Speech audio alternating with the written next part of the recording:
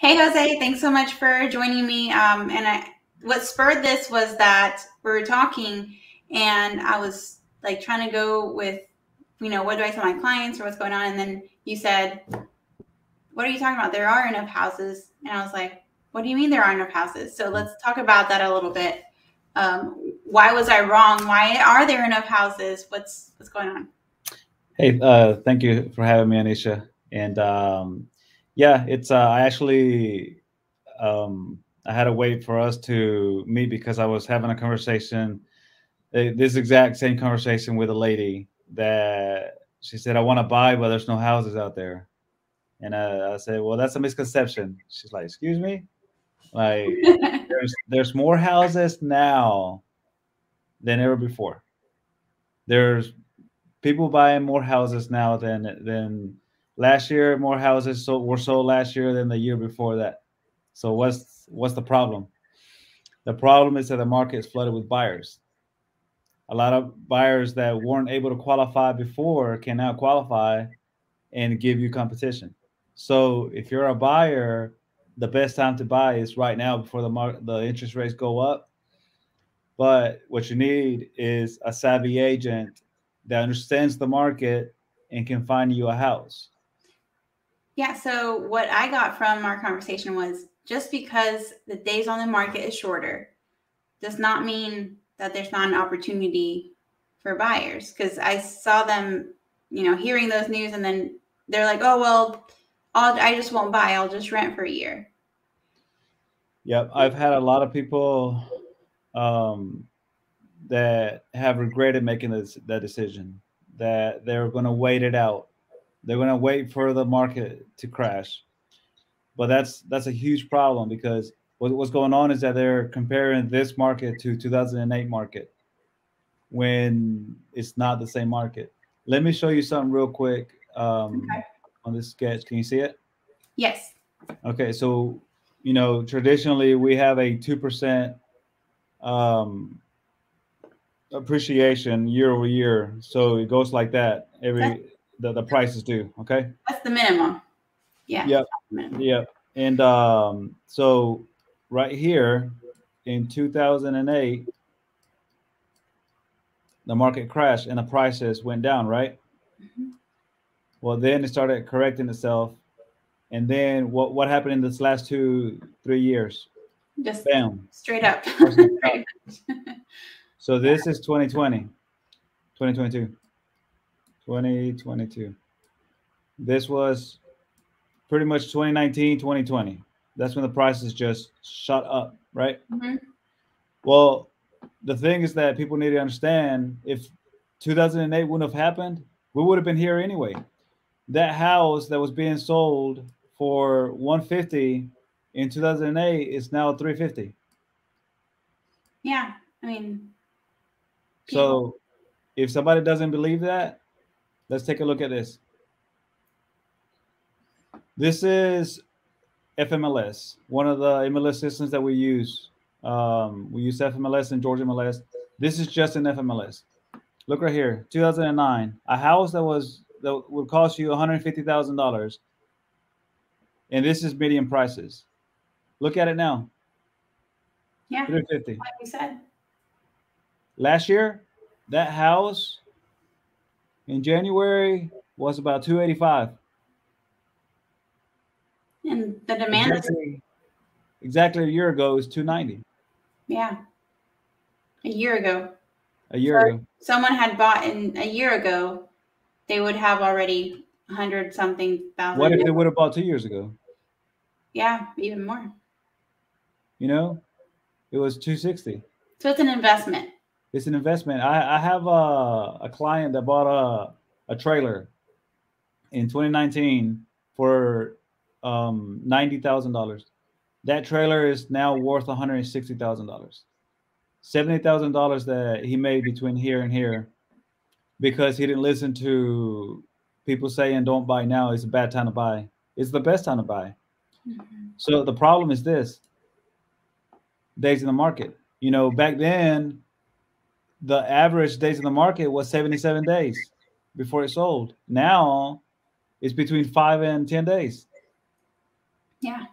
It's just that they're selling a lot faster, but there's more houses being sold now than ever. In FMLS in July 2009, there was 5,413 houses that sold. So just because the days on the market is shorter doesn't mean that there's not going to be a house available. Exactly. They're just There's coming actually and more going. houses than then. So look at that. 5,400 houses back in 2009. Look at 2021. 11,000 houses that sold in 1 month. 2020. There's more houses being sold now than back then. Yeah. So also look at this trend. Look what happens.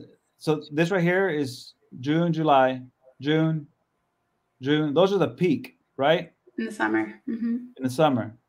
But look at the bottom. January. January. That's your low. Yeah. January. January. Where are we at now? January. February. February, yeah. So what happens in February? It starts slowly creeping up. Look at that. February.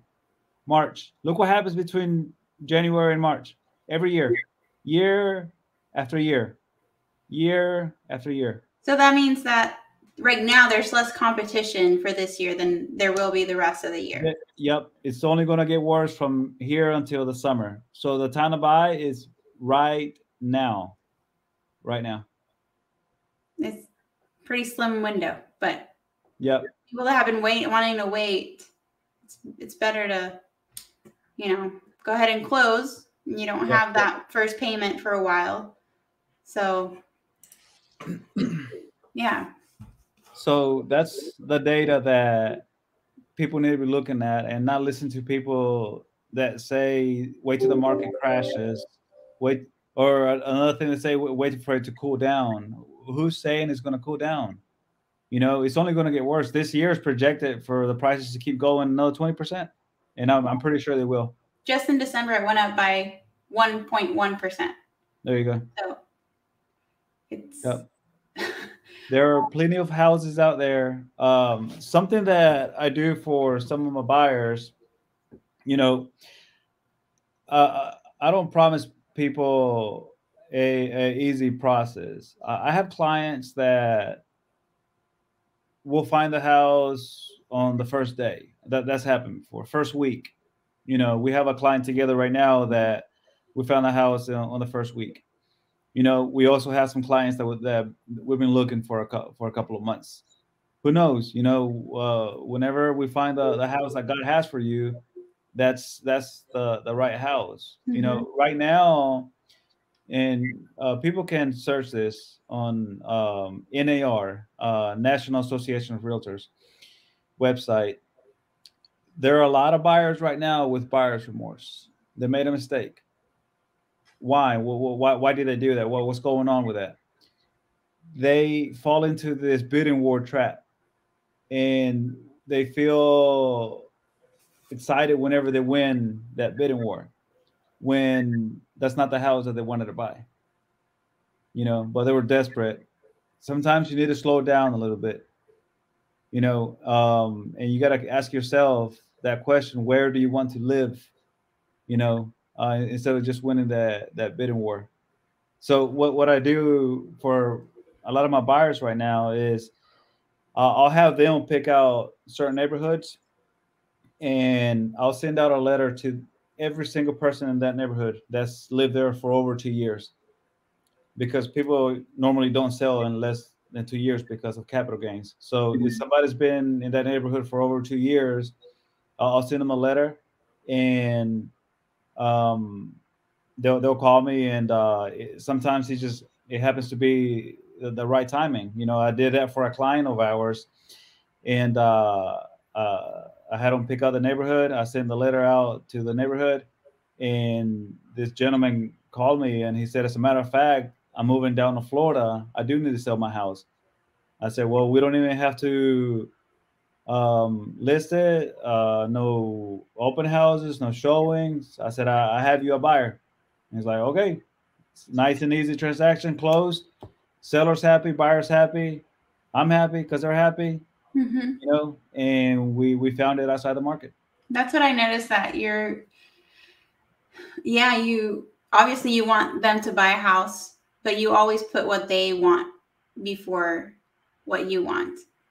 Yep. I feel like I'm the professional, and a lot of times I have to remind them that that's not what they told me they wanted. Sometimes I have to let them know, no, this is not good. We can do better than this, you know. And I add, like, if like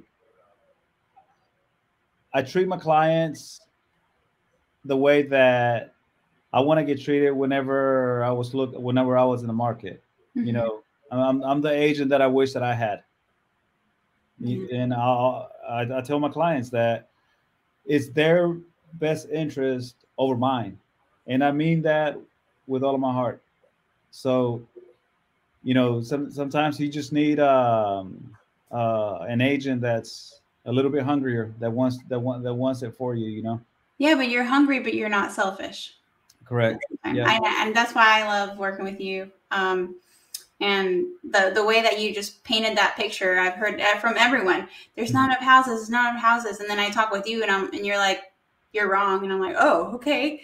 No, Yeah. yeah, I like that because it's true. It's not. You're not twisting the words. You're actually just saying the truth, looking at it through a more Yep. positive, more optimistic view, and that helps any buyer that I come across, whether I'm working with you or not. It's like I'm going to be able to say there are houses Mhm. and give them that hope, and so they don't feel like they don't have a chance. So Yep. I appreciate you speaking with me and getting on here with me to be able to share those news. Yep. And what people need to ask themselves is, are they happy? Mm-hmm. That's what I tell all my clients, that the only thing that I want at the end is for them to be happy. I have never had a client remorsefully sign uh, A contract. the contract at the closing table. Like, all of my clients are just ecstatic about their purchase, and I'm gonna keep it that way, because if they're happy at the end, I'm happy, and that's Awesome. all that matters. Nothing else matters. We'll figure everything else out. Sometimes I also tell my clients that this is like a plane ride. There will be turbulence, you know, and the way that we handle the turbulence is sometimes what makes a difference. Good You pilot know, and co-pilot. yeah, it's always the same problems. There's not many problems out there that we haven't confronted and we know how to handle them. Yeah, exactly. Yeah, Well, I appreciate you taking the time to share these positive news. And if you want to reach out to Jose or myself, our information is at the bottom. But till next time, we're going to do this again for sure. yeah, for sure. Let's get the word out. All right, thank you, Anisha. No, thank you.